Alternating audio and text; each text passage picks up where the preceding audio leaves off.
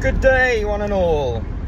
I finished my talk last night, or did my talk last night to the Lewis Archaeological Group, and it went so well. I was really pleased, apart from a couple of hiccups with the order in which I put my papers and the digital little thing that was supposed to click the slides forward.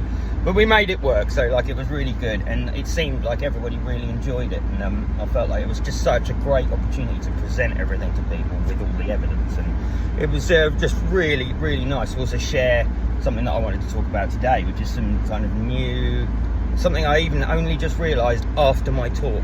It's unbelievable. Like, what an idiot. I could have didn't see that before.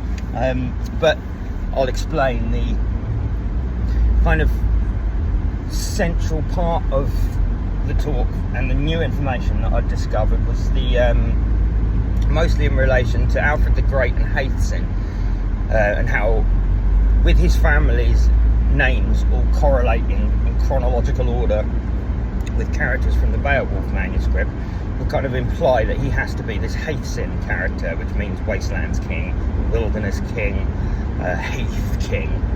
And then I was explaining how that really only relates to his time in the Athelney marshes. That is when we could accurately describe him as a wastelands king, which means that it would probably have had to have been written, that second part of the Beowulf story, in the court of Beowulf II, who's a grandson of Wiglaf, who receives the throne from Beowulf when he dies. Beornwulf. So look, this is how correlating it all is. They're all so confusingly similar. It says something, you know. But the point of it then was that I found something in Asser's Vitae Alfredi, which is the life of Alfred the Great, and it gives his genealogy. This is where it's specifically, because I was explaining, like, in order for Alfred the Great to be a Geat, people of Beowulf, he'd have to have that in his lineage, and he does. This is the important bit. Not only does he have his lineage in there, but he also has a poem that goes directly under it. He stops and then starts talking about Geirrida to clarify it. This is the only person that he really does that with. Then he inserts his extra poem. And the poem itself is from this guy called Sedulius. I think he was a Roman poet. I think. Might have been a bit later. But he often quotes him. He obviously read a lot of his work. But this poem, this particular bit, talks about the lies of the Geats and how they commit them to songs or poetry and books. And I was like, you know, this is where I thought originally that just means that he's it's because they've called him Hæþcyn.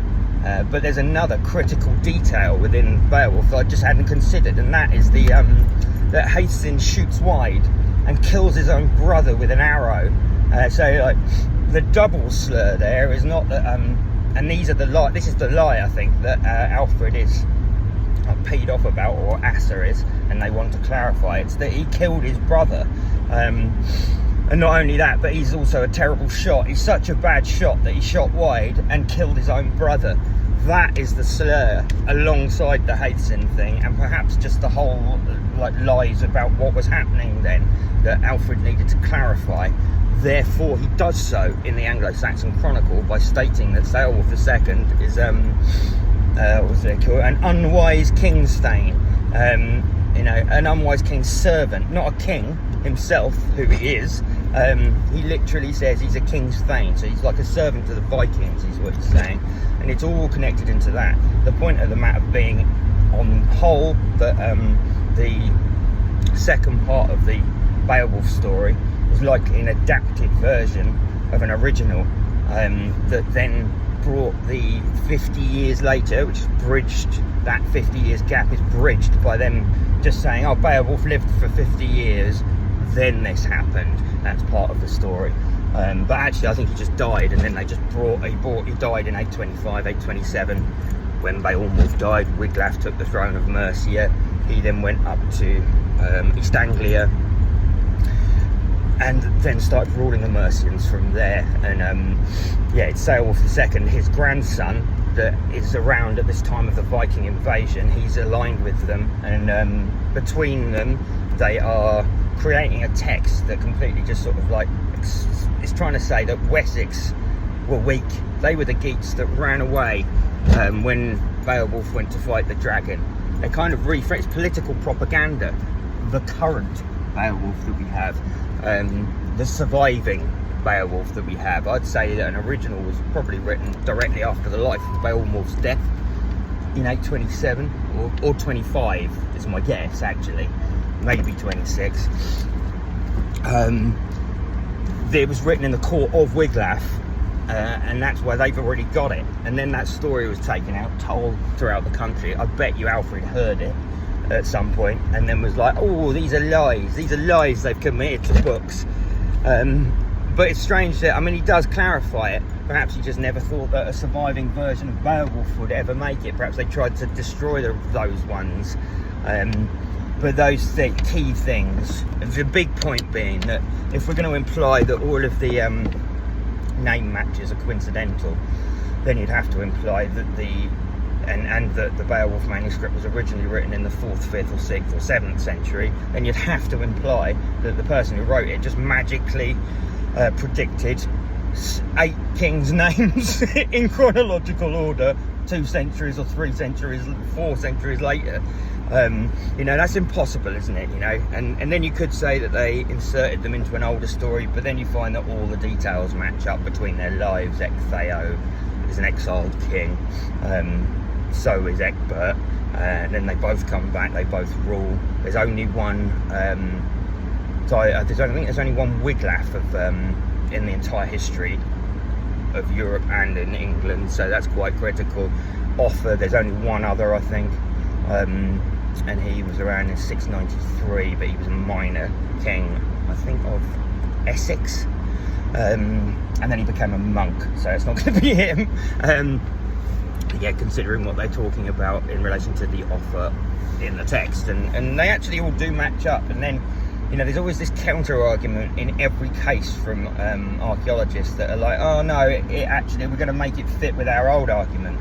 You can't really argue against what I'm saying now with the etymological connections. So you've got like Offa and Offa, Wiglaf and Wiglaf, Beornwulf and Beowulf, Egbert and Ecgtheow. There's no other Ek characters either anywhere. So they just happen to match up. And then you've got his grandson. This is where we jump. Someone told me something last night that's quite critical. So Hygelac, I think, is Beowulf. And I'm really not quite sure why his name was changed to Hygelac. Judith is Hygd. But what's interesting is, this chap was saying last night, the D at the end of Hygd means sort of belonging to Hig. So I'm guessing that Hygelac, Hygd is just kind of like a, what do you say, synonym of their connection. I don't know the right word. But yeah, it's very interesting that. And then we have Herdred as Ethelred, Heribald as Aethelbald, and Haethcyn as Alfred the Great. Now they do have one other brother that isn't mentioned in the text, which is interesting as well, but I don't think he was quite so like central a figure. Is it Aethelwald, I think, is Aethelred's son. It's really confusing because then you've got another Ethelred you've got the Ethelred that is his brother that aligns with the Vikings, then you've got another Ethelred that becomes the king of Mercia, who then marries his daughter. So it can't be the same one, you'd think, anyway. Like and she is like really quite, it seems like, I mean, Alfred did an insane job at getting our country back, unbelievable. And then it was bringing it all into the Ouse Valley, talking about how it links to Beddingham, specifically to Beddingham. It's one of the only places that is called Offa's own heritage or inheritance in this charter that I can't remember the name of it. I can't remember, and if I quote it then I'll get it wrong, but I'll put them up at some point if people want to look. And it's talking about Denton and Beddingham, and it says it's Offa's own heritage. Then it's in Alfred the Great's will, Beddingham, and then it passes to Earl Godwin, then to Harold Godwinson, and then you've got Magnus, this guy called Magnus, and he's like got a memorial in the church of St. John sub Castro in Lewis, and that is probably his son who came back, because he's of royal Danish lineage, and Harold Godwinson's mother's family, I think, were Danish. They obviously kind of connected them to that, or they were sort of because everyone talked about the Danish Vikings, but actually it was the Swedish and Danish, and probably people from Norway as well. They were all Vikings, and I think that the earliest Vikings were probably Danish, therefore they kind of got labelled, it must be the Danes, but actually, you know, and who's to know who's coming over from where, which Vikings they are at this particular time. But I think later on it's Swedish Vikings and yeah, people from other Norwegian Vikings. And then you seem to have Frisier and Finn on the side of the Wessex Geats, I think. And yeah, it's fascinating stuff, but those are interesting things that kind of, you know, dig the grave of the old academic arguments. It's, you know, unless you're looking at things, there's a point at which coincidence just becomes impossible. It's like, and what I was thinking of, like, it's like my evidence is like an anchor, whereas on my ship that I'm trying to sail, whereas the academic arguments are a leaky ship that's floundering at sea now, you know, it's just drifting nowhere, back to itself. Like, you know, like, anyway, it was an epic evening. Loads of books went out, loads of people heard about it. I might be possibly being able to do more talks at different places. We'll see what happens, but if anyone's watching this that came, thank you so much. It was brilliant, brilliant to get it out there, and it's so nice to see so many people so enthused about it. So, legends.